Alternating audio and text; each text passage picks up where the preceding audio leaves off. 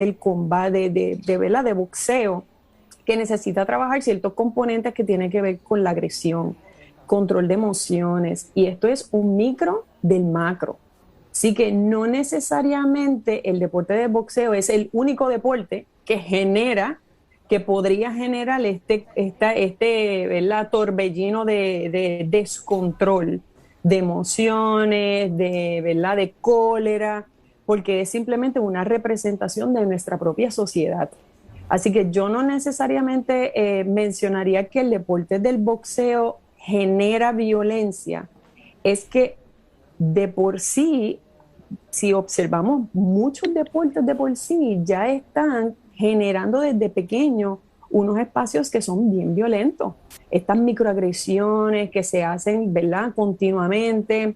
Este, ahora mismo, ¿verdad? Estamos viendo la situación de Juanma, la situación que pasó Verdejo, específicamente con situaciones muy intensas, pero no son los únicos. Si estos son los que salen a la luz pública, pero la violencia y este tipo de violencia doméstica, este tipo de agresión, se viene a estar viendo a través del tiempo y esto podemos ver, ¿verdad?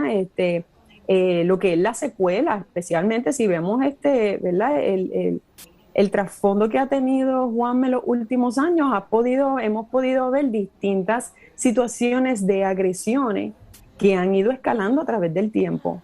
Así que yo no diría que solamente es el boxeo, yo diría que necesitamos hacer un cambio profundo dentro del espacio del deporte, de cómo se llevan estas conversaciones, cómo se manejan estas emociones, porque el atleta, el controlar las emociones es irónicamente como un indicio o una expresión como de debilidad. ¿Verdad? El ir a asistir a un especialista en psicología deportiva para el control de emociones, de conductas, pues tú estás mal. Y este enfoque se tiene que ir cambiando. Esto se va a cambiar a través del tiempo. Y es lo que está pasando en otros países. O sea, vemos situaciones como gimnasia, que tuvimos los casos en Estados Unidos, han habido casos en natación, aquí en Puerto Rico hemos tenido casos en atletismo, violencia sexual, hostigamiento sexual, violencia doméstica.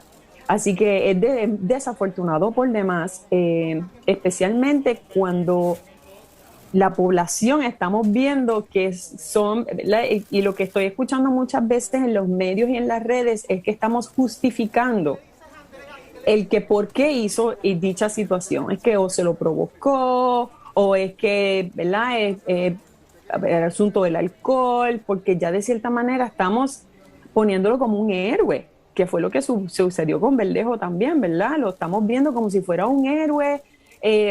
No son capaces de hacer este tipo de situaciones. Pero en el caso de un boxeador, vive, pues lamentablemente, de lo que es el combate, vive de sus manos, de sus puños, y siempre se ha hablado también de la peligrosidad de estar tantos años precisamente sufriendo esos impactos que después pues son secuelas en términos mentales. Las derrotas en los deportistas también dejan secuelas emocionales que se pueden en ocasiones canalizar a través precisamente de esta agresión que reflejan. ¿Eso es correcto? Eso es correcto, eso es correcto. Inclusive también, especialmente en el deporte del boxeo, se han visto a temprana edad cuando empiezan ¿verdad? Contactos, empiezan a tener unos daños cerebrales. Entonces, de por sí, la población que tiende a participar en el deporte de boxeo son poblaciones que son de bajos recursos.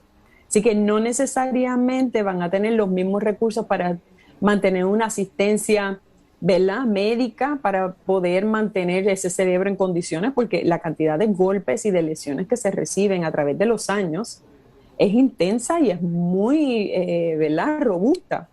Y en el caso de las federaciones y organizaciones, tal vez un poquito para cerrar, aunque el tema es muy amplio, ¿qué se puede recomendar, verdad, para procurar asistir a esos boxeadores que puedan tener estos efectos fuera del ring y no ver que terminen en situaciones como esta tan lamentable? Pues mira, la realidad es que yo creo que todas las federaciones deben empezar a revisar todos sus protocolos, todos sus reglamentos, porque la realidad es que sí se requiere y sí se necesita que puedan tener un espacio para poder uno desde temprana edad empezar a canalizar lo que son las emociones, lo que son las conductas, lo que es la prevención, ¿verdad?, de este tipo de situaciones, de cómo inclusive nos vamos a estar expresando, teniendo esta coexistencia con otros individuos, mujeres, comunidad LGBTQ, etcétera. O sea, son situaciones que se tienen que empezar a trabajar a temprana edad.